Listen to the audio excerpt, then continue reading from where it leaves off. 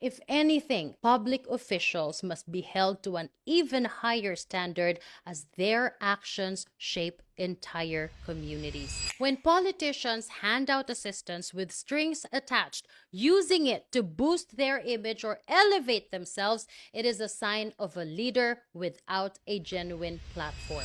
Pinalalabas umanong galing sa sariling bulsa ng ilang kongresista ang pinamumudmud nilang pera sa pag-iikot sa bansa. Pero galing umano yan sa mga ayuda program ng gobyerno. We should not feel na may utang na loob tayo when we receive ayuda. And when it is distributed during campaign rallies or meetings or pinagsusulat kayo sa attendance at ibibigay bukas ang bayad, it starts to look like vote buying. Ang mga politiko na gumagawa nito ay mga oportunista and should not be trusted. That money belongs to all of us.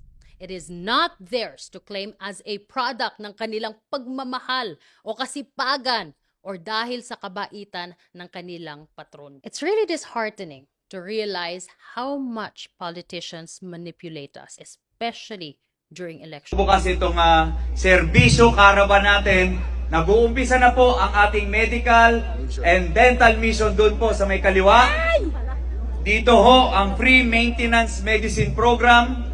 Mamaya po yung pagbibigay ng mga wheelchairs doon sa mga nag-request at nangangailangan. Mamaya po may mga bibigay tayong tulong na ayuda at scholarships po doon sa mga umiling.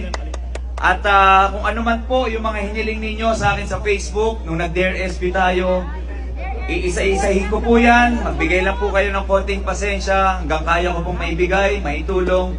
Ibibigay ko. Ito pong mga ginawa nating mga serbisyo, galing po yan sa puso ko. Sarili ko po yung resources, pinaghirapan. At sana po ma-appreciate niyo.